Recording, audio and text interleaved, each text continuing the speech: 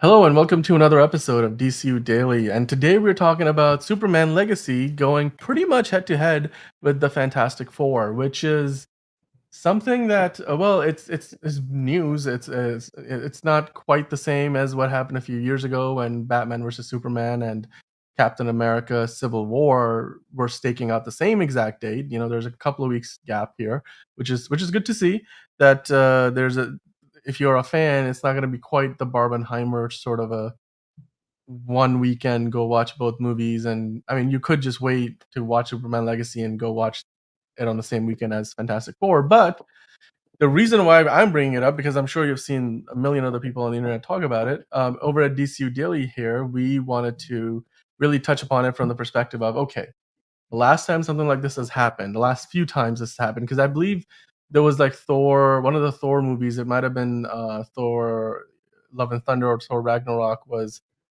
scheduled on the same date as the DC movie, and then like usually the DC movie is the one that DC blinks and they move. Warner Brothers moves the movie off onto another date, but this time around, I feel like the tables might be getting flipped, or even if they aren't, I would say the odds are probably more in favor of Superman Legacy, and that's an opinion, of course. But we can go into some of the reasons why I believe that, as opposed to in the past where I think everybody was like, yeah, clearly like Marvel's gonna be the one that wins out here. So to discuss that and kind of get into the nuances of all of this news and see where all of this is headed. Yeah, but as always, John, so how are you doing today, John? Pretty good. All set to talk about Marvel, which is certainly an interesting, thing because, try to keep it as much DC possible, but I did want to bring it up with, Fantastic Four has been a, point of I guess awkwardness for Marvel. They never really have seemed to get the characters or the team right. Considering that the best version is probably the no budget Roger Corman produced movie from the 90s, is saying something. Because I mean, I remember seeing the, Yoan Grufford, Jessica Alba movies from the 2000s. I remember seeing those as a kid and remember like, oh my god, these are like the greatest movies ever. And then when looking back, they're like, they're not really that great. And then you have Fan Four Stick, the Josh Trank, you know, troubled production, and we had that, and it's that was less. I mean, it's considered one of the worst comic book movies of all time, one of the worst movies ever made. So you have all that preceding this, this team, and which is a lot, and there are plenty of people that are really hopeful that they'll finally do something good with this team, but it seems like I don't know, it seems a little bit more troubling, I guess, with the Fantastic Four, as it's going to be called, the Fantastic Four, and it's just like I'm just looking at like, okay, so you have the director who is like a TV director. Not saying like TV directors are bad, but usually what it comes to in recent memory is when they usually hire like a small, you know, TV director, or a super small time film director. He's only directed one other movie. Matt Shankman, I believe his name was. Matt Um, Shackman, yeah, Shackman. Okay, sorry. yeah. Not Shankman, although he might Yeah, shank the yeah, movie. yeah. It's I just have prison on mine. That's all. yeah. But yeah. So Matt Shackman, sorry, or Shakeman, however you pronounce it. Sorry. But yeah, he hasn't really directed a big budget movie like He this. He worked has on one other movie. WandaVision though, right? That was He his did do big. WandaVision, Yeah. which was everyone agreed. Like a lot of people were like pissed that like nothing was happening until like the fourth episode, and then people started to get into it, and then everyone was like, "Wow, the last episode sucked," because like everyone was like, "Oh, yeah, okay, so these people were kidnapped, but Wanda gets a It's free also pass because reasons," and it's just like weird. yeah. like to me that show I don't know like if that was his fault, but it just became like a big Marvel fight sequence at the end, which didn't match the feel of the rest of the show. That was to me was yeah, such a jarring thing. It's like we went from this like very creative, wacky, kind of like a Doom Patrol esque show. Not of course as crazy as Doom Patrol, but in the right, final episode, it became like every other final fight of every other Marvel movie, and it just became like right, it just didn't work for me. Like that was like a if they were going for okay, just make a terrible movie, but make wow them at the ending, and they'll go home happy. I'm like they did the exact opposite there. They did everything right up until the finale, and I think the finale was like, and of course, like the implications of yeah, how yeah. Wanda I gets was away with loving it, and basically, then that last episode was eh.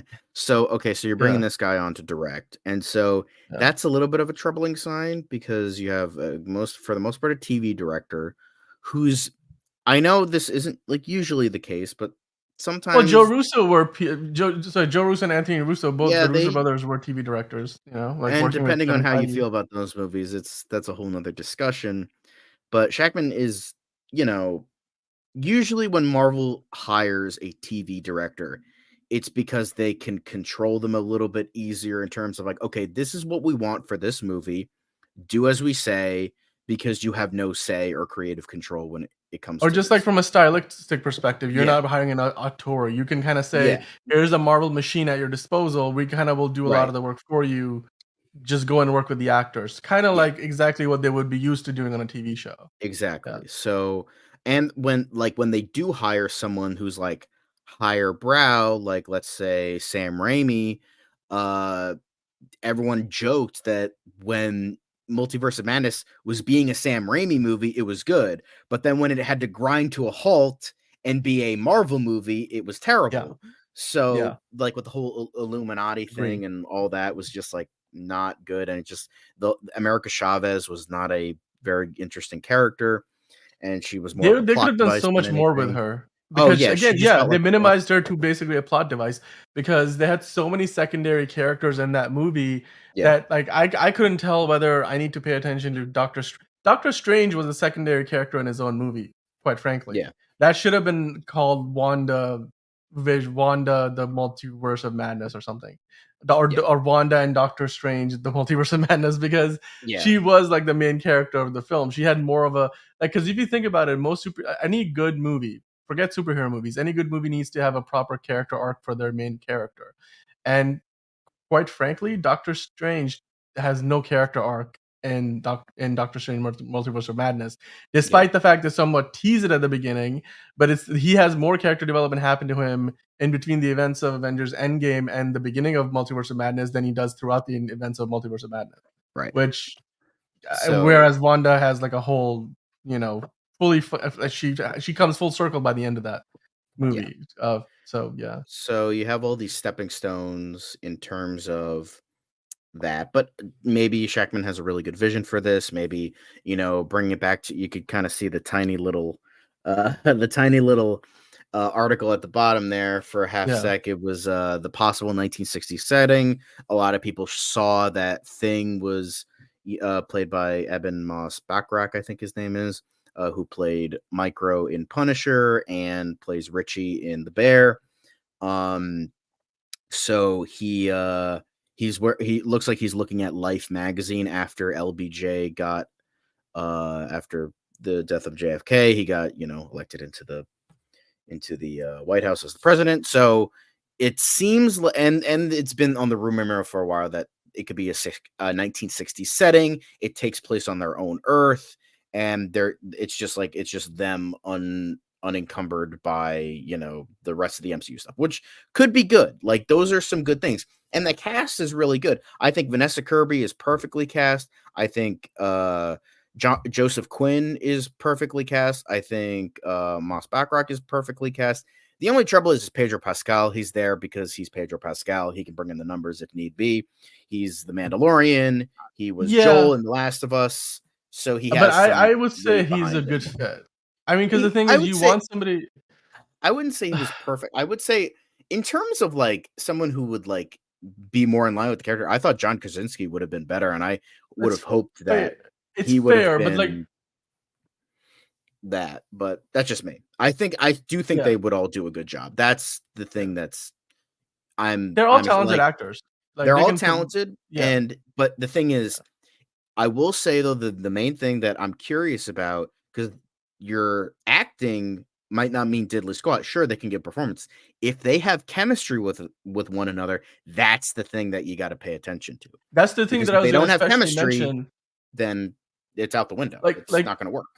Exactly, and because it's interesting how we're talking about Superman Legacy and Fantastic Four, and we know that when James Gunn was casting for Superman and Lois Right. Lane, they were doing chemistry tests between, and they paired off some of the candidates based on who they thought would work best together. And Right. maybe maybe that didn't necessarily mean they were going to cast the pairs together as a pair, but it certainly meant that's what they felt like would be the best choice out the gate. And then, of course, we ended up with David Cornsweet and Rachel Brosnahan, which you know, if you believe James Gunn, they'll probably make for maybe one of the best Superman and the Clark Kent and Lois Lane ever. Having said that, what we haven't really heard much about what Vanessa Kirby and Pedro, and they haven't done any projects together. If I don't remember, at least, I don't think where so. Vanessa Kirby and Pedro Pascal have played any roles opposite each other. Because, like you said, here's the thing: you want good chemistry between the four of them, but you especially want good chemistry between Sue Storm Exactly. and Yeah. uh, what's Richards. Mr. Fantastic's name? Reed Sorry, Richards. Reed Richards. Sorry, blanking. It's been a long day. And like, I think as far as John Krasinski or somebody else in the role, honestly, I feel like, in my opinion, Pedro Pascal like is a talented enough actor that can pull off well most roles, And then in this case, you're looking for a actor who is willing to commit to doing not just one movie, but probably many movies. And then B, they're probably looking at Reed Richards as a character and saying, okay, well, we no longer have Tony Stark around. We don't have T'Challa around. We don't have a lot of these other like leading figures, the faces of the MCU. We don't know how much longer Nick Fury is going to hang out. Um, so who can you bring in that's gonna have the gravitas? I think that's a good word to describe it, to Yeah. really carry the MCU forward as one of the faces of the MCU. And I don't know if they have enough confidence in any of the characters they've introduced in phases in 4 and 5, and I personally think I'm maybe outside of Miss Marvel, who I think is, Iman Vellani is so talented and so charismatic. She can, carry a lot, but in terms of like the story logic, she's not Mhm. going to be like leading the Avengers into battle against, I don't know, like if they decide to keep Kang around. She might be in the battle, but she's not going to be like the one saying Avengers assemble. So I feel like that kind of a character is something they've been missing since Captain Yeah. America and Tony and Iron Man bowed out at the end of in Endgame. So they definitely, I think that's where this casting makes sense and works, because Pedro Pascal, obviously, we know there's this only so far he can go with The Last of Us because of where his character goes in the game. So we know there's a certain point beyond which that project is out the way. He was working on Gladiator 2. There's no guarantee that movie is gonna spawn sequels. Or maybe if it does, it will be another 30 years. So like, who knows? But I think Pedro Pascal's looked at this and said, "Look, I think it's about time that I got my big turn in one of these big franchises." Of course, he was in Wonder Woman 1984, but it was like a one-off thing, and we all Yeah. know how not well that went. So Mhm. uh, I think this is it's a good decision. Of course, like you said, think that it's not that doesn't mean that things will go well. And in the past, I Yeah. will, for one thing that I did like about the Jessica Alba and Ian Gruffudd. Yoan Gruffin. Owen Grufford, his name is so hard to pronounce. Yeah, I always he's mess it up. Welsh, I think it is. Yeah, so Yeah. it's a little hard to pronounce. And of course, Chris Evans and, oh my god, was it Michael Chiklis played Yeah, I think the that's what it thing? was. The best thing about those movies, the 2 movies that they made, including, I mean, the Rise of the Silver Surfer, I think is a little underrated. I think that people trash it maybe too much. But anyway, the best thing about those 2 movies was the chemistry between the cast there. I thought they cast those movies, even though, they basically whitewashed Jessica Alba, like, they did a lot of things that won't really work today, but I thought the chemistry between those cast members worked really well, and despite the fact the movies weren't great. And even I mean, the Miles Teller, Michael B. Jordan, Kate Mara, and I'm forgetting the name of the actor. He's a great actor. I think Ben, Jamie who plays Bell. Ben Grimm. Jamie What was Bell. the name? Jamie Bell. Yeah, I Jamie mean, like, Bell. Yeah. all great actors, and I thought Mhm. that movie too, for the first two acts was great, and then the third act completely goes to shit. But like, it is what it is. Like the Fantastic Four movies have been this unfulfilled promise for the better part of 2 decades. So Marvel does have a lot to live up to. It's also Yeah. like they've got an easy home run to hit because the bar is so low. Having said that, let's kind of jump over back to the side of DC here, where Superman Legacy. Now, of course, Fantastic Four we know is a movie that's been anticipated ever since Disney bought Fox, and then Kevin Feige said they're coming, and it's since then people have been wondering. We've just been fan casting and getting rumors and stuff for years, to the point where the cast that we actually got seemingly was confirmed by insiders multiple times over the past year, whether it was together or separately. And so now we finally have it be official. However, on the other side, I think Superman Legacy, when you look at the amount of hype that's being built around that, the DC fandom might be divided over the last few years. Like Mhm. whether it's the people going with Snyder and they still want to what was it, the restore the Snyderverse, or the fandom that's like all hail James Gunn, and then there's a lot of people. The mainstream might be just somewhere across that spectrum. I think Mhm. all in all, even a lot of the Snyderverse fans, who are true fans of DC, especially, like they're looking at Superman Legacy and saying, you know what, this could be the start of a new era. There's like I think they're starting to finally, now that they're getting closer and closer to production, you're starting to see a momentum build behind that project that I think is starting to become like a similar wave to what we had behind the Batman, where it went from okay, so, and then yeah, and some of the bad, some of the negative stuff didn't go away, but like that's the nature of the internet. Like people were still like mad about how Robert Pattinson refused to work out for Batman or something. Like I'm like, some of that stuff, how true it is or how true it isn't, is gonna stick around. But like overall, like I think Warner Brothers didn't miss any beat, like marketing that movie, and ultimately it paid off because that movie made, for the first movie in that franchise, like over $700 million, which is a better return on their investment than even Batman Begins did, where the second and third movies in that trilogy from Christopher Nolan both made $1 billion. And kind of similar to the closest comparison in the modern era would be the latest Spider-Man trilogy with Tom Holland. The first movie made 800 million, that the second one made like $1 billion, the third one made almost $2 billion. So Superman Legacy, I think for me, is on playing on that scale.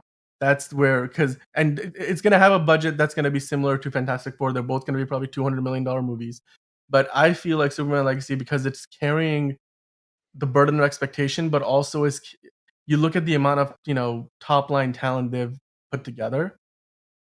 I personally like am of the belief that when it comes down to it, July 11th comes around. I think it's July 11th or July 12th. Superman Legacy comes out, it's gonna have a 2 week head start on Fantastic Four. If the word of mouth is very positive, then that movie will eat into some of Fantastic Four's lunch at the box office.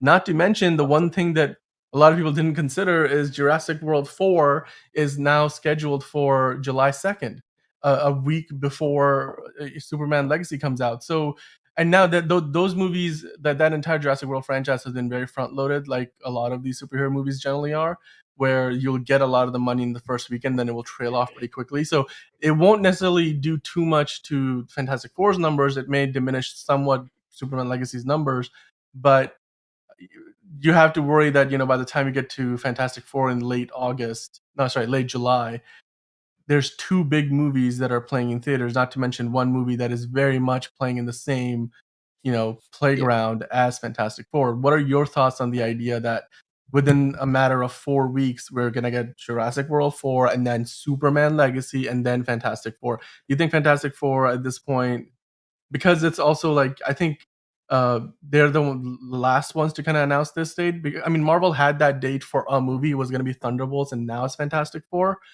But in light of the fact that it's only 2 weeks away from another big movie, not to mention it's summertime, so there's going to be other big movies coming out just weeks later.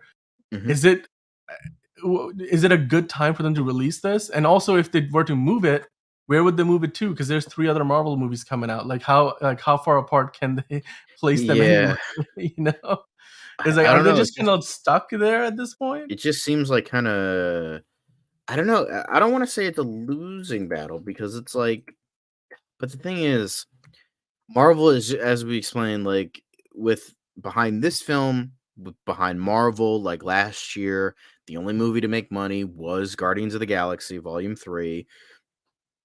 I mean, the only movie Quantumania out flopped of and like, yeah, Marvel's flopped, yeah, and both said, and critical analysis. I know that they see the money. The critical analysis really doesn't bother them, but critical analysis is that both of those movies were not very good, audience and critic wise. So you have that, and it's like you have a lot of stuff, and then with Superman Legacy, you have probably the Snyder fans that are gonna boycott the movie because, they're pissed that Zack yeah. Snyder couldn't fulfill his vision, which I could see to be upset about, but, I mean, it's not gonna happen now, and Although I feel like Netflix that's isn't gonna gonna be a restore smaller it. minority than maybe some people Yeah, think, right? Like possibly, it's but you are still yeah, gonna have those that but the thing is about the smallest of minorities, they can be the loudest, so they might be, like, just yelling it from the rooftops, like, "Don't see Superman Legacy because screw James Gunn, he ruined everything, blah, blah, blah," all that stuff.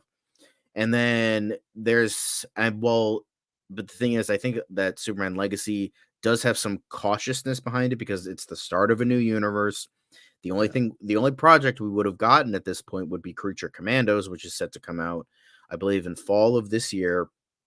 So there's like there's and depending on like, oh, is that going to But work? let We'll me also see. mention this in terms of like goodwill for the franchises. I know that there's two other projects from DC coming out between now and Superman Legacy that are not part of the DCU. But as far as brand recognition and Recognition. Yeah. goodwill goes, you're gonna also have the Penguin and Joker Folie à Deux come out between now and those are two live action projects before Superman Legacy because Right. of Yeah, course yeah, Creature yeah. Commandos is animated. So they will have probably a larger reach overall than Creature Commandos will. Yeah. Um, whereas on the Marvel side, the only thing they've got coming out between now and then and theatrically is Deadpool and Wolverine, which will most likely be $1 billion movie, but it could also still. There's been a few $1 billion movies in the last 10 or so years that have been quite polarizing. It doesn't mean that they're universally loved. Like Mhm. there's Star Wars is the the poster child for $1 billion films that are either universally hated or are incredibly polarizing. Of course, the DCU EU was also the poster child for making successful movies or relatively successful movies that either most people hated but somehow still went to see a lot of, or Transformers. Like there's a lot of examples of movies like that. So like you look at Deadpool and Wolverine, there's a lot of pressure there. And then outside of that, they've of course got the X-Men 97 miniseries coming out on Disney Plus. You have the new What If season. And I believe there's one other Marvel series that might be coming out, like live action series on Disney Plus. I forget which other one is in production, but they will have a few other projects. But as far as theatrical releases go, well, I guess they will also have Thunderbolts release earlier in the year, so they'll have that. What do you think from a franchise goodwill standpoint? Like both franchises, well, okay, here's the one thing to look at. Yes, the DCEU is something different, but like and the DCU is a new start, but still Mhm. all comes under the umbrella of DC. And then the MCU, of course, is all Marvel and now more and more together. Whether you count Madam Web as part of that or not. Do you feel like from a perspective of the average fan, and I'm not talking about like people who are in the know like you and I'm talking about the mainstream, like somebody who's like, I'm just gonna go watch a movie at the theater this weekend. And the last few times I went to see a Marvel or DC movie, it wasn't a fun experience. Like from that kind of a goodwill standpoint, which of these movies is going to be better positioned to succeed? Looking at between now and the release dates of these two movies, the other projects that these two brands will put out. It just in terms of the lead up, I think it's just so tough because I can't like definitively say anything, even with the build up between the two. It just Because the thing is, I don't want to go for one or the other because both are very cautious right now. Both are in like a weird state, and a lot can be, it's over a year when both of these come out, and that's sure for us it might be the blink of an eye, but in terms of pop culture, that's a lifetime. A year is a lifetime. So, and no matter how many, you're on, and the whole moniker is you're only as good as your last project. So, yeah, Deadpool and Wolverine could be the greatest thing since sliced bread. But then, the next thing that comes out is Captain America Brave New World, which could be terrible. And from that's what we've been hearing, it's that the test audiences have been saying that the movie is not very good. But, Yeah, and everything that's coming out in things can change. February, which is the last time Marvel released a movie in February was Quantumania, and that movie, I mean, until Captain Marvel was like one of the worst disasters of the MCU. Then, Yeah, not so Captain Marvel, the Marvels, the and then the Marvels, Marvels yes. comes out and it did like DCEU 2023 numbers in 2023, but it was Marvel. It didn't even make $200 Yeah, million. so So, it yeah. it it really could, because the thing is both have a lot of baggage, but both have some goodwill. Like with Superman Legacy, you're like, "Okay, let's shed the DCU behind us. This is a new world." But Yeah. that's a pro, like, this is new, this is everything new, blah, blah, blah, all that stuff. But at the same time, it's like, okay, we're getting a reboot for a superhero franchise in 2024, 5. That's a lot, especially when it's been going downhill. However, you have James Gunn, which, has the goodwill of the Guardians movies and the Suicide Squad behind him, even though the Yeah. Suicide Squad did not make a lot of Yeah. money, but that's Plus, like, you can kinda blame the that on COVID numbers, but exact, even and then you then, think about the fans, like, they're looking at it, okay, so they just rebooted the Batman. And I think DC got that pretty right, like, so yeah. there may be that might be like, okay, so yeah, it is a reboot in But it is Batman, 2025, so but mhm. Batman, I feel like rarely do Uh, we get, like, a bad movie about Batman, it's so, fair, but but then there is a big contrast then on the Marvel side, right? Because Brave New World requires you to have watched Falcon and the Winter Soldier so that you can see the transition for how Sam Wilson takes, because the last time we saw Sam Wilson in a movie was he got handed the shield. But if you didn't watch Disney Plus show, you have no context as to from his as a character his journey to taking on the mantle. Truly, all of that happened in the Disney Plus show. So if you're going to that movie and you did not watch the Disney Plus show, I feel like you will be missing a few pieces, like if you didn't see WandaVision and went to see Doctor Strange: The Multiverse of Madness. Whereas for Superman Legacy, I doubt they're going to have a ton of direct connections between that and Creature Commandos. It's probably going to be you can walk into Superman Legacy and not have watched any DC thing before, and you'll still have the same experience as anybody else.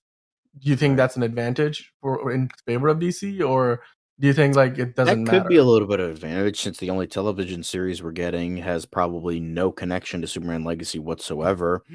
So, that has some behind it, and the thing is, but, some more goodwill with Superman Legacy is you do have David Corenswet, who has been a fan cast slash favorite for the character for years when the rumor mill started to go with the fact that this was getting rebooted soon.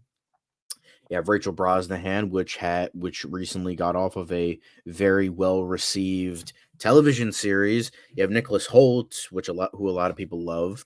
He just got off of, I think his last movie was The Menu, which was very Yeah. critically acclaimed. People are like, yeah, just be that douche, except like also be rich. Um, yeah, so you have all that, and then Yeah, James Gunn, you do have, like, some goodwill with him and all that. So, there is a lot of pros and cons. I think there's a little bit more pro than con with DC because the thing is, the MCU has been just dragging through the mud for the past few years. It seems yeah, like every other movie is like, "Oh, this is the greatest thing ever."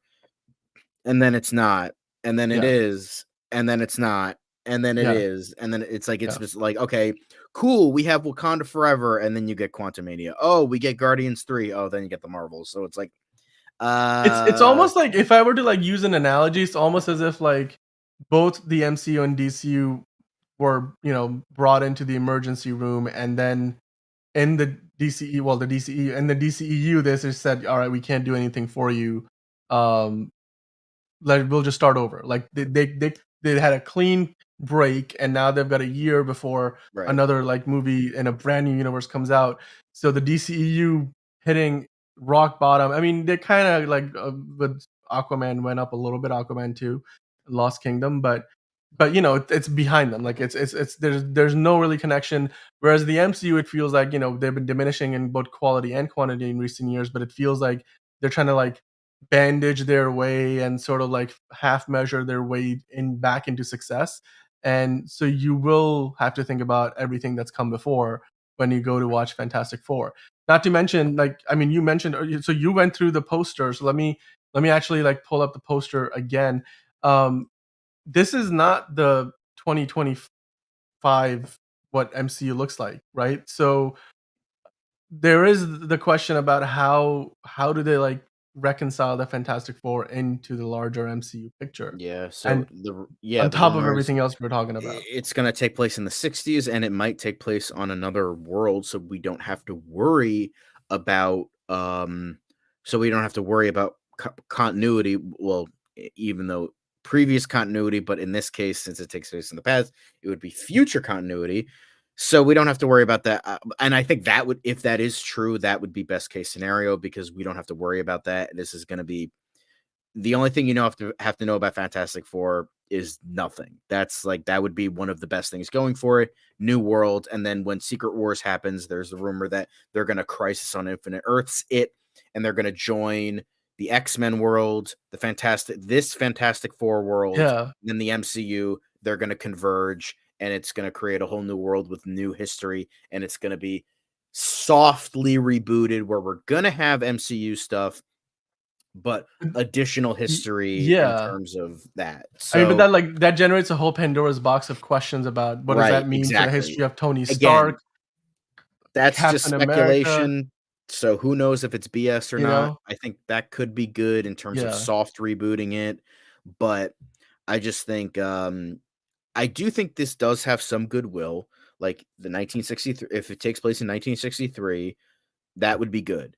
You have you have 4 actors that a lot of people like. They were part of good projects recently that a lot of people liked, like Although, Pedro like, Napoleon Pascal. didn't get the best reviews. Well, Vanessa I'm Kirby. talking about The Crown because, The like, Crown, that's okay. and a Yeah. lot of people like The Crown, so, that could work. Mhm. Joseph Quinn had Stranger Things season 4. He was, Oh like, the god, best yeah. part of that season. Sensational. Yeah. Eben, Moss Bachrach has The Bear, like, that's gonna Bear, start yeah. filming season 3 I soon, mean, yeah, and he that's cultural won zeitgeist, yeah. I think he won an Emmy for that, I so think so, you might be right. Yeah, yeah. Because yeah, isn't he that won an Emmy for when? that. Because it was around the time that he was about to get the Emmy for that, that's when we kinda found out about him being attached to Fantastic Four. Yeah, around there, and Yeah. then Pedro Pascal I he's had mean, he's 2 on hit top of the world. shows and is He's on gonna top of soon the world. have another Disney project with Mandalorian and Grogu, The movie, or yep. probably the And not to worst mention title for the last you yeah, and then Gladiator 2, which was, like, holding up partly his attachment to this project.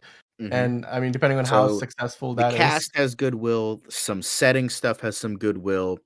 However, there's the problem that the TV director is a director for hire, and Yeah. Kevin Feige is like puppet mastering. It's got 4 writers, which when you have more than 2 or 3 writers, that's usually not best case scenario. It's too many cooks in the kitchen, no pun intended with the bear reference, but so that might be too much. But I will say both have quite a bit of goodwill when it comes to certain things, but they do have a lot of baggage behind them, but in terms of who has more, I would say Fantastic Four probably has more baggage behind it. However, who knows? It's you wouldn't We still ever have a think year. about saying this a few years ago, but Fantastic Four has MCU baggage to Yeah, carry, and it and has you Fantastic never. Four baggage. Well, right, but, like, and that's for the I think for the average moviegoer, it has Fantastic Four baggage because they're gonna think back, "Oh, what you they're rebooting or did what about," because I legit talk to people on a day-to-day basis. When I mention Fantastic Four, they go back to those movies with, Ewan Gorfoyd, again, messing up his name, and Jessica Alba and Chris Evans.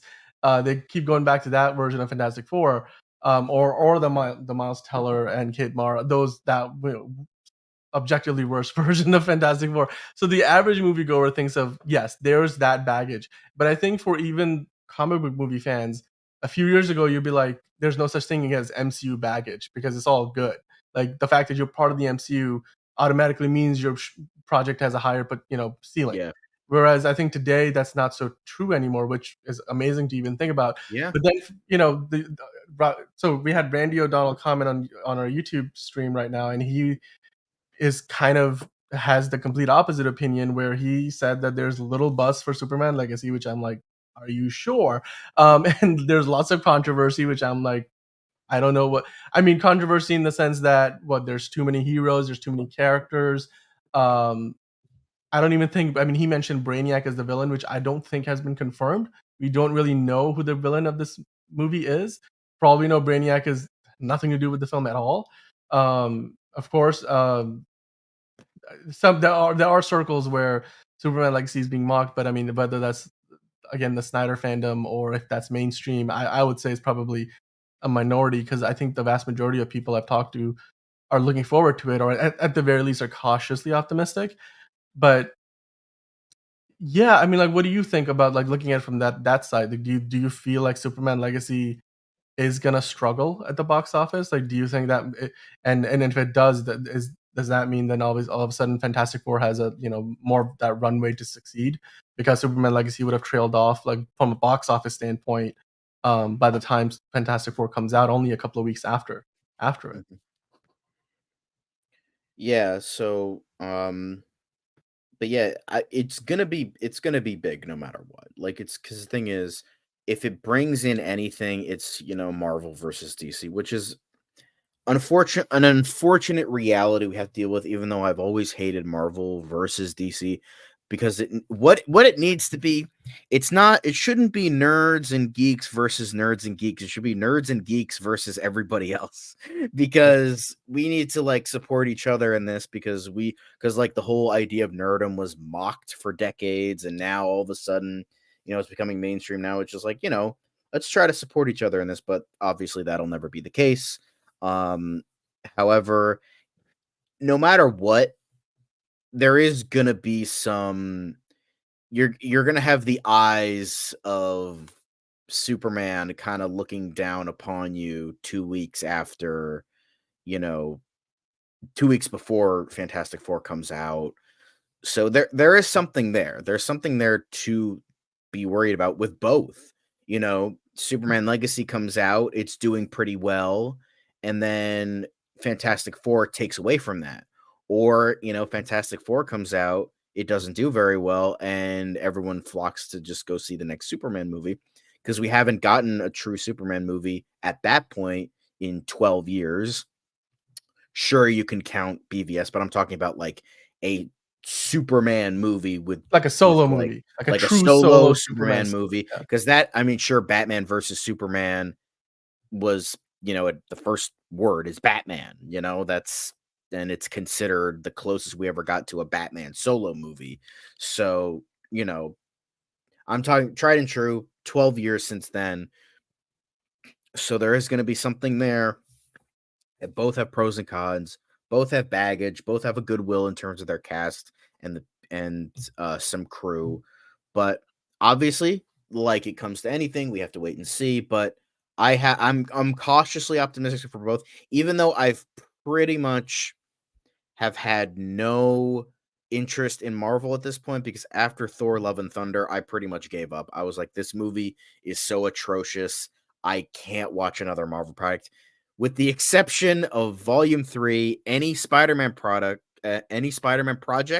and this. Fantastic Four was like, I just want a good Fantastic Four movie. Worst comes to Yeah, worst, yeah, if it does totally, stink, yeah. we can just go back and watch the Incredibles movies, since those are the Fantastic Four They're movies that they're we basically should be getting. Fantastic Four. I mean, that's why I So thought, like, they should get Brad Bird Brad to Bird.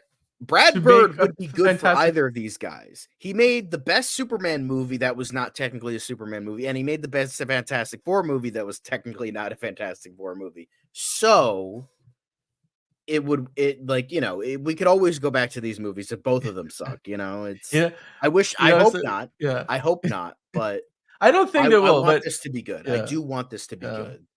I mean, I personally, anytime I go in to watch any superhero movie, I want it to be good. I've gone to see more. I mean, there've been more Marvel movies, MCU movies than there have been DC movies over the last 10 years. So naturally, you know, if you go to see all of them, but I've gone to see basically every MCU movie in theaters, every DCU movie from the best to the worst. And each time I go in with the, you know, with the intent to enjoy it and have fun with it. There are certain movies where you are laughing with the characters and others where you're laughing at the characters. But, you know, at the end of the day, you want both of them to be successful. By the way, one side note, the other day we were talking about Frozone and the super suit because we were talking about Superman and The Incredibles. I mean, that movie, The Incredibles, is so underrated. Quite, The Incredibles also, especially The Incredibles 2, I think is one of the highest grossing animated movies of all time. Like it's crazy, like how popular that franchise still is, despite the fact the sequel came out like a good decade after the first movie did. So like you'd imagine the target audience has like grown up and moved on, or at the very least you're not looking at the same, you know, group, the same demographic necessarily. So as far as this topic goes, though, I did want to, before we finish up, I wanted to kind of look at some historical precedents. So I know this is not quite the same thing because back in 2016, both Batman versus Superman and Captain America: Civil War, which at the time was known as Captain America 3, because the title they kind of like swapped pretty late in the game before we knew that Spider Man was going to be a part of it and all that. Both Captain America and Batman or Superman were set to come out on May 6th, 2016. And then Warner Brothers, like, you know, changed their mind because everybody was like, okay, who's gonna blink first? And of course, this is peak MCU versus DCU coming off a divisive and Man of Steel film. However, the first time you're gonna see Batman and Superman together in live action on screen together.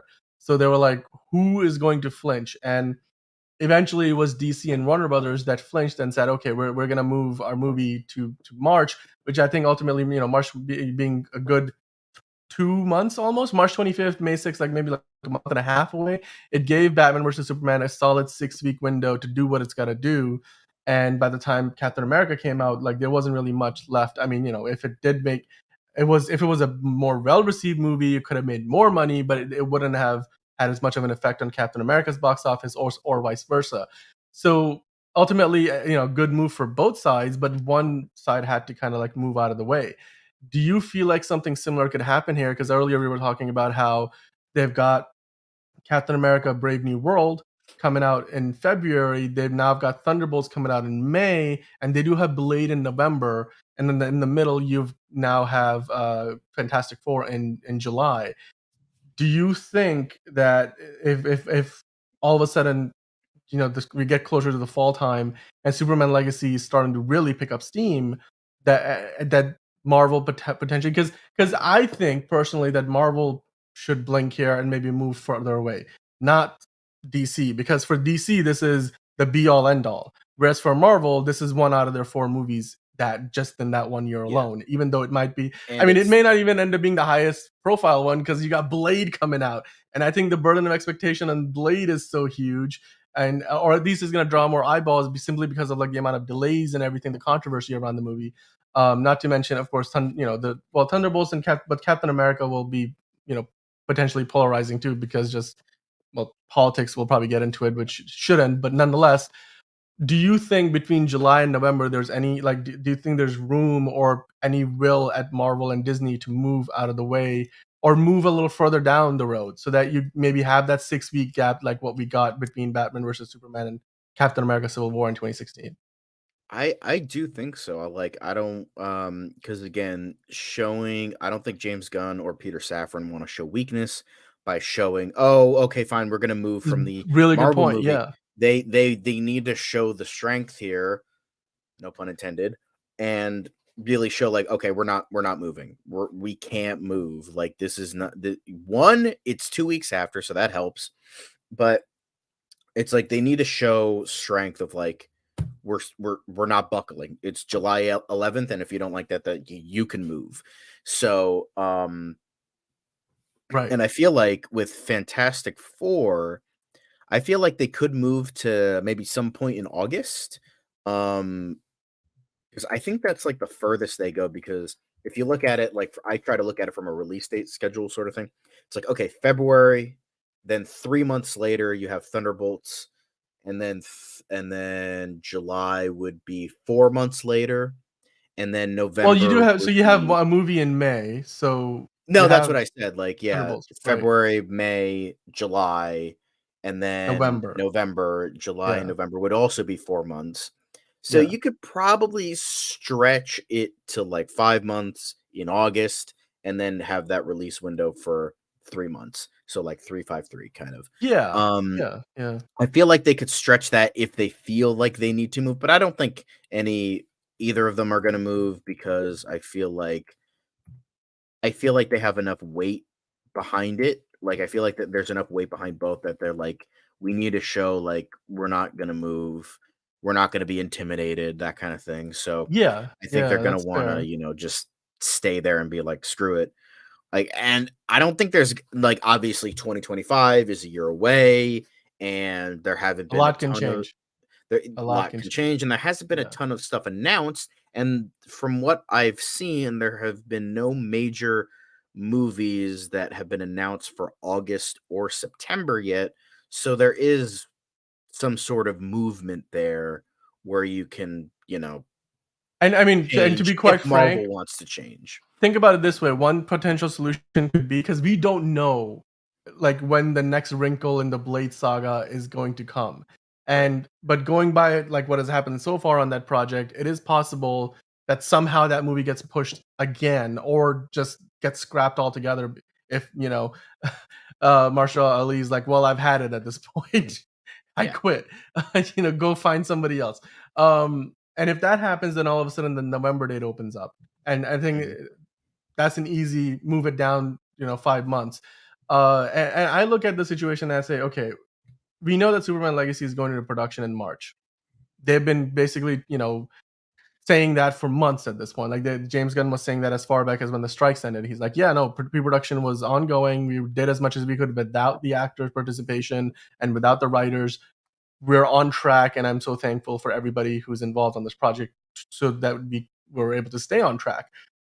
Whereas Fantastic Four, I mean, they were originally gonna start filming by around April, but I know they've announced the cast at this point. They've got all the contracts signed off, and I'm sure like sets were being built and stuff. But you gotta wonder. I mean, yeah, Superman Legacy is gonna be effects heavy movie, and Fantastic Four will be effects heavy movie. But I just get the feeling, and especially with Victoria Alonso's departure, and I'm not saying that all of a sudden like halted the Marvel machine.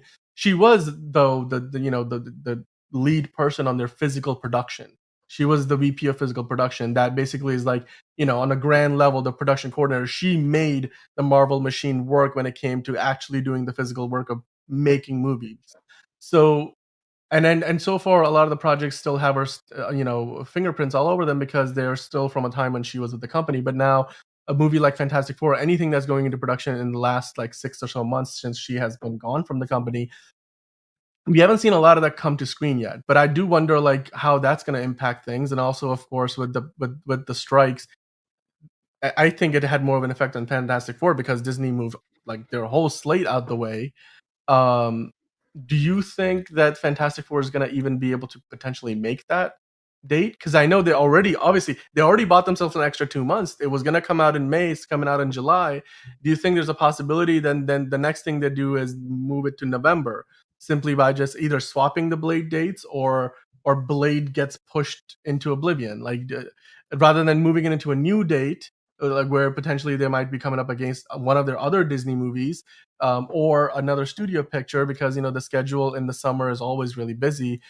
Do you think it's just going to end up in November potentially because like they need more time for I could VFX or definitely see that. you know? Yeah, I definitely can see that because like Blade has had a whole lot of production problems.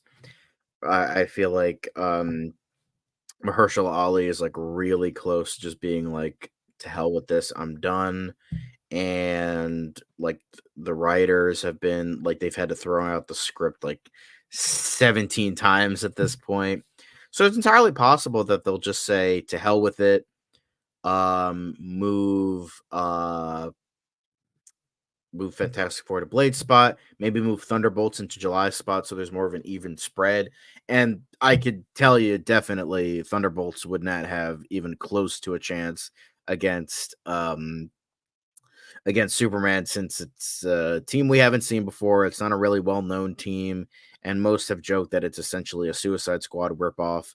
And So, we've had a you couple know, of actors leave roles recently because the movie got put on hold with the strikes and then yeah. scheduling conflicts. Like Steven Yeun left his role as Sentry, right? So, um, that movie has had a few has had to reshuffle a few cards in its own deck, but it's already filming. So I guess that's the benefit that they've already kind of like gone that off the ground. Yeah, no, I personally I agree with you. I think there's a chance that Fantastic Four gets moved further because once they get into production, maybe there's other issues or things come. I mean, I'm sure they've dotted their I's and crossed their T's, but you know, I struggle to see that with their recent track record. It's if it were to move, I think it moves to November, if anything. On the Superman Legacy side, of course, I mentioned they're doing screen tests already. Isabella Marquette, who's been on in that terrible Madam Web movie, of course, I think she said that she made a comment about Superman Legacy's test, like some of her experience from Madam Web she used for her costume fittings in Superman Legacy, and it helped her like kind of like provide better feedback to the costume department. So we're slowly getting this ramp up that they're prepping to make this movie work, and they're gonna be doing a table read next week. They're doing costume fittings for Nathan Fillion, and I'm sure for Superman himself, David Cornsweet and Lois Lane, Rachel Brosnahan. What are your thoughts about how the news cycle is going to start ramping up around that movie? Like, because I feel like we're probably going to get more behind the scenes looks and stuff around Superman Legacy sooner than we're going to get for Fantastic Four. Oh yeah, I mean it's the fact that they just released Superman or sorry, Fantastic Four yesterday and it's coming out the same month as Superman Right. Legacy where James Gunn has been pretty much posting something on threads every other week, and it's just like I feel like there's just so much more information behind it because unless Fantastic Four goes into filming at some point in the next 3 months, I really can't see them making that July release date, especially when you have a lot of visual effects, like with Johnny Storm, you have like fire, Mr. Fantastic has, stretching and I mean, I feel like the the thing is thing going to is a be walking, completely rock monster. So, yeah. it's He's there's probably a gonna be lot all of CGI this time. Like, I think there was a mix of CGI with the Miles Teller version, there and with the Jessica Alba era version, they did it practically for the most part. yeah. But I feel like now, much like with the Hulk, they're gonna go completely CGI with the thing, Yeah, and unless they really whether work you like it hard or on not. those VFX, which they need to do with especially with the last few Yeah, hey, movies where Marvel the effects have been MCU VFX terrible. artists are unionized now. Yeah, They I don't mean, like so they need to, VFX for artists. They're like, hey, we need like more time and bathroom breaks, so yeah, and get we used to shouldn't be it. sleeping at our desks and working 18-hour days, which is totally Yeah, fair. so I feel like that there's as long as it's just like I'm really curious when they start filming for Fantastic Four. I'm really, Yeah, really curious because because there were rumors and not just rumors, there were reports that the April date was in question of going into production that Matt Shackman, the director, had basically publicly revealed a couple of months ago. Because and it was at the time it was because of Pedro Pascal's schedule, but even with him on board the project officially, I don't know how maybe it is still affected in some way, but we'll see. Because I mean, if it goes into production in April, then I feel like it would have a good chance of making it, but uh, the Victoria Alonso not being there anymore, who basically, like I said, was in charge of physical production for the vast majority of the history of the MCU, and that a lot of people will probably not know what she did, but her name was in all the movies, even the Marvels. You'll go watch the credits for that. The last Marvel movie to come out, she gets the executive producer credit, and her role is significant because Kevin Feige might help guide the creative direction of the MCU. But like when it comes to like rolling up your sleeves and getting the filmmaking done physically, and that's what Victoria Alonso was in charge of. So whereas on the DC side, I feel like they've because it's a newer setup, they've got their ducks in a row. They don't have a lot of that baggage from carrying that 15-year-old franchise at this point. So Yeah, I mean, there's a lot going on. The last wrinkle that I did want to discuss, and I mentioned it earlier at the start of the show, is the Jurassic World movie. Jurassic World 4, which recently lost out on having David Leitch as its director, um, who directed Bullet Train, amazing movie. But Universal still has a date for this movie, and the release date for it is July 2nd, 2025, a week before Superman Legacy. We know that these movies don't necessarily make as much money as a lot of superhero movies, but they're kind of in the same category. Like they kind of play in the same playground when it comes to box office success. The first Jurassic World movie made like $1 billion. I believe the second one did too, and the third one got pretty darn close. And you look at the reviews; they weren't exactly like critical darlings, but they make bank, and especially in international markets. Do you think Jurassic World coming out only a week before Superman Legacy and only 3 weeks before Fantastic Four, is that going to have an impact on the box office potential of those other two movies? I think I don't think so. Like it's Jurassic World, like Dominion was. I feel like the one of the biggest reasons why that made so much money was because they brought back Sam Neill, Laura Dern, and Jeff Goldblum. So, but Yeah, we're like, it, okay, let's it go was the see it for Spider-Man No this. Way Home of Jurassic World. Yeah, like let's have as much member berries and rose tinted glasses, nostalgia bait as much as we can, and that's kind of why. And the fact it like definitively ended the story, I know that doesn't matter to corporations, but to fans that matters because it's like, where do you go from Yeah, here? What story is there to tell? Is there another yeah. island out there Well, that had dinosaurs? Like to you know, that like end, I will say this: the article here in Variety mentions this, and I think the one of the executive producers of the franchise mentioned it, that they're, and I think even Bryce Dallas Howard has mentioned it in some interviews recently, because when she was promoting Argyle, she was asked about it, and she's like, they haven't told me how involved I'm going to be, so there's a lot of, or if she is involved, nothing is official, so she's not going to let that, be public information in the interview. But she mentioned, as well as some of the other producers involved, that they're going to start a new fresh storyline. Like, this is, even though it's the fourth Jurassic World movie, it's not going to feel as if it's picking up where Jurassic World 3 left off. uh, so they're gonna go in a new direction. Of course, that could be a good thing or a bad thing. You never know. Jurassic World Dominion did, cross $1 billion in 2022, the last movie. So actually, I thought really it didn't, but like it did. I think it just got past it. It was the same year as Top Gun Maverick came out, and I think it was like a top three highest grossing movie that year. hmm So, and it made the vast majority of its money in the international markets outside of North America, which, much like the Fast and Furious franchise these days, the North American market is still a good market for them, but not nearly as, a big factor as the international markets. And the studio knows it. I mean, both are Universal franchises, and they know that they can leverage the international markets to their favor. Not having David Leitch would be, it's a loss, because he directed John Wick, Atomic Blonde. He's done the Hobbs and Shaw movie, which made a decent amount of money. Deadpool 2, of course, and he's directing this year's The Fall Guy, which, I mean, how much money that makes, we'll see. looks So, good. yeah, I mean, it's summertime. There's always going to be a big movie every weekend, so you do have to compete with that, and that's why a lot of these movies are front loaded. Ultimately, if you were to ask for my opinion, which, and I mean, nobody is, but here I am giving it anyway. I feel like Jurassic World 4 is probably gonna have diminishing returns, like the previous 3 movies, where they didn't quite fall off as much, but there is certainly a downwards trend from the first Jurassic World movie all the way to the third. They've sort of, and in the recovery, like you said, was probably because they brought back all those actors from the first movie, especially Jeff Goldblum, which, he's always he's he's still, somehow able to, be a box office draw, which is a credit to Jeff Goldblum. So yeah, I mean, Fantastic Four, Superman. If Let me just finish off by asking you this: did Marvel pick the wrong fight to go up against Superman? Not directly, but like, to be in his shadow just 2 weeks down the road. I think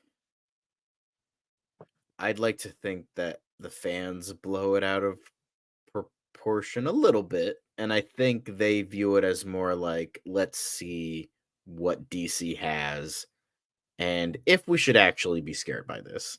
I don't think they view it as healthy competition because nothing about corporations is healthy, but like I think it's more along the lines it's like, okay, let's see what you got. Yeah, Let's see what you can do versus Marvel's First Family, you know. Let's yeah, see. Sure, we haven't gotten a good adaptation ever, but let's see. Let's see what the Big Blue Boy Scout has versus Marvel's First Family, and yeah. I think that's Supposedly what the greatest superhero of all time. yeah, I so, mean, and to like be like it's Marvel's original characters versus DC's original character, you know? Like it's you have some foundational characters in comic book lore. And just to kind of put all of this into perspective, Marvel was always gonna have a movie that same weekend that Fantastic Four is gonna be coming out in. It just was gonna be it was gonna be Thunderbolts. And when I say always, I mean like this has been something that's been known for a few months. It was certainly I think Disney made that shuffle around the same time that Superman Legacy's release date became official. Although Superman Legacy was, we knew it was going to be July or summer of 2025. We just didn't know if it was going to be July 11th until we got that poster announcement from James Gunn. And then Disney around the same time, post the strikes last year, they shuffled their entire Marvel and their entire release calendar in general, moving, I think it was as many as 2 or 3 movies out of 2024 into 2025, and therefore Thunderbolts landed in that July spot. And now they've flipped it because they feel like they need a couple extra months to get Fantastic Four across the finish line. It just happens to be that as a result of all those circumstances, we have landed in this situation where you can look at it as a positive, like Barbenheimer, and say, you know what, as a fan of comic book movies, after what we have seen in the last couple of years, and maybe what the dearth of comic book movies outside of the Sony ones, which quite frankly I don't think should even count. Um, uh, it's gonna be another year where it's gonna be tough to be a comic book movie fan potentially because you may get more misses than hits. 2025 is looking like on the up and up, and even though we only have what, like one, is it actually? Oh wait, we have the Batman coming out. The Batman Part Two is supposedly coming out next allegedly year, coming out, but allegedly. who knows? Um, I think they have but like a it, but 6-month window for filming, and I don't think it's gonna reach that, so if that's they're probably gonna, gonna get pushed. yeah. So I mean, but if you do, or even if you don't, like you're gonna get 4 MCU movies, including probably one of the most anticipated, if not two of the most anticipated, in Blade and Fantastic Four, and then of course Superman Legacy, which regardless of whether you're a fan of the Snyderverse or you're a fan of James Gunn or you land somewhere in the middle or you're just a fan of DC movies, Superman Legacy has a lot riding on it. So if you're a fan of DC, I highly recommend. We both highly recommend that you go watch it, support it, because there's the future of the DCU and DC films in general rides on it, because this is their big answer to how do we fix the mess that the DCEU was. And if it doesn't work out, then they might stick with it, but it's certainly going to hamstring them for quite some time. And of course, you don't have to go like a terrible movie. I mean, the hope is that they will all be great films. So yeah, I think at the end, the box office numbers and the fans will tell us that we're going to be the ultimate indicator, and maybe the critics too, like which movie made the right decision in regards to its release date. So guys, let us know in the comments what you think about this. Of course, this is big news. It's all over, and you probably have seen other videos and people talking about the same topic. Hopefully our conversation was informative, and if it ruffles some feathers, then let us know in the comments your feelings on the matter. And if you liked what we were talking about, hit the like button. If you didn't like it, you can hit the dislike button. We appreciate the feedback either way. And of course, you can subscribe to the channel for more content like this. We do DCU Daily live Monday through Friday, and then we also have some specials usually, outside of those days. And you can come back and check out the movie of the week. I believe we have Madam Web that we're going to review, and it's not been getting very kind reviews. So maybe we'll just rip on it. Maybe sometimes, like we like the movies that nobody else likes, and vice versa. So you never know. Maybe there'll be a contrarian opinion. So do come back and check that out. And then of course join us back here on DCU Daily tomorrow. Until then, John, as always, it's been a pleasure, and we'll see you back here next time on DCU Daily.